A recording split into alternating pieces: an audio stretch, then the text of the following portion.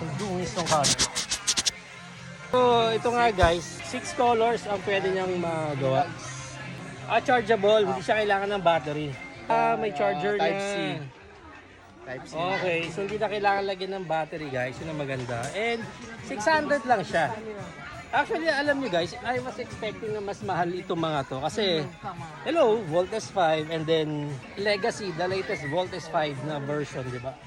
So, I was expecting itong mga ganito, mga papalo siya ng at least 1K. Ano masabi mo, Archie? Dito. Ano sabi mo dyan?